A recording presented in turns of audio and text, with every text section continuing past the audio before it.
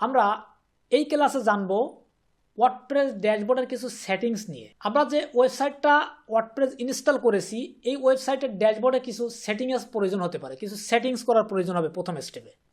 তো আমরা সেই সেটিংসগুলো একটু কমপ্লিট করব, তারপর আমরা অন্য স্টেপে যাব। তো আমরা চলে যাচ্ছি আমাদের যে ওয়েবসাইটটা ইনস্টল হয়ে গেছে তার যে ড্যাশবোর্ড আছে, এই ড্যাশবোর্ডে কীভাবে যাবেন। আমরা যখন ওয়ার্ডপ্রেস ইনস্টল করেছিলাম তখন যে ইউআরএল ছিল লগ ইন ইউআরএল, আমরা যদি এক পেজ বেঁকে যাই তাহলে হয়তো বা দেখতে পাবো, মেবি এখানে নেই। তো আপনি আপনার ডোমাইনের শেষে যদি ডব্লিউপি অ্যাডমিন লেখেন, এই যে এরকমটা যদি লেখেন, তাহলে ওয়ার্ডপ্রেস ইনস্টল থাকলে আপনার ওয়েবসাইটে আপনি এখানে লগ ইন করতে পারবেন। লগ ইন করার জন্য আপনার ইউজার পাসওয়ার্ড চাবে, যেটা আমরা ওয়ার্ডপ্রেস ইনস্টল করার সময় রেখেছিলাম সেভ করে, সেটা দিয়ে লগ ইন করলে এই পেজে আসবো। দেন এখানে আসার পর প্রথম স্টেপের কাজ হচ্ছে সেটিংসে যাব। দেন জেনারেল ট্যাবটা একটা ট্যাবে ওপেন করব, writing, reading, discussion, media, permalink, প্রাইভেসিটা লাগতেছে না। দেন এই কয়টা পার্টে আমরা কিছু কাজ করে নেব। এই পার্টে আসার পরে এখানে আমরা সাইটের টাইটেল, আমাদের যে ওয়েবসাইট এই ওয়েবসাইটের টাইটেলটা এখানে লিখব।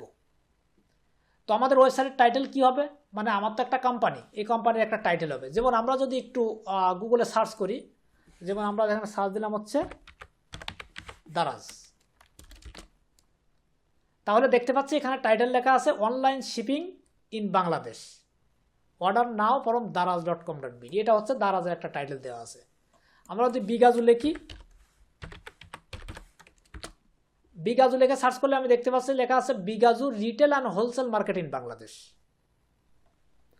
ঠিক আমাদেরও একটা টাইটেল থাকবে, সেই টাইটেলটা হচ্ছে এখানে লিখতে হবে, এই যে উপরের এই বক্সে লিখতে হবে।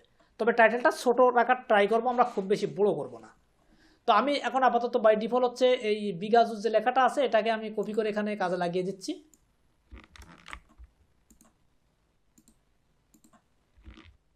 ইবিএস, তারপর হচ্ছে একটা হাইপেন দিলাম, দিয়ে এটা ইউজ করলাম, একটা হাইপেন, মেবি এটা হবে। দেন স্লোগান কি হবে, স্লোগানে আমি এটা দিয়ে দিচ্ছি।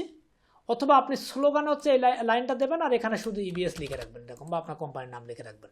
তবে আমি সাজেশন করি এখানে আপনার টাইটেলটা ভালো হওয়া উচিত, একটা কিওয়ার্ড বেসড টাইটেল হওয়া উচিত। দেন এটা লিখলাম। এরপর হচ্ছে আমরা নিচেই এখানে বাই ডিফল্ট ডোমাইন যা আছে ঠিক আছে। দেন এখানে সাপোর্ট মেল ঠিক আছে। মেম্বারশিপ এই জায়গাটাতে হচ্ছে any one can registration tick দিতে হবে।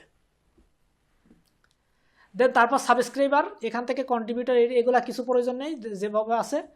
দেন এখানে হচ্ছে ইউনাইটেড স্টেট ল্যাঙ্গুয়েজ ঠিক আছে। দেন ডেট ফরম্যাটটা হচ্ছে আমরা বাংলাদেশের ক্ষেত্রে, তাই আমরা হচ্ছে ডেট আগে ব্যবহার করতে পারি, অথবা বাই ডিফল্ট যেটা আছে এটা রাখতে পারি। আমি বাই ডিফল্টটা রেখে দিচ্ছি।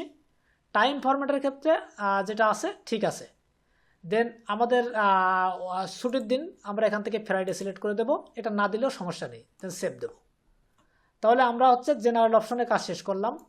এরপর হচ্ছে রাইটিং, এখানে যাব। এখানে গিয়ে হচ্ছে ডিফল্ট পোস্ট ক্যাটাগরি আনক্যাটাগরি যেটা থাকবে, ডিফল্ট পোস্ট ফরম্যাট এটা বাই ডিফল্ট যা আছে তাই থাকবে।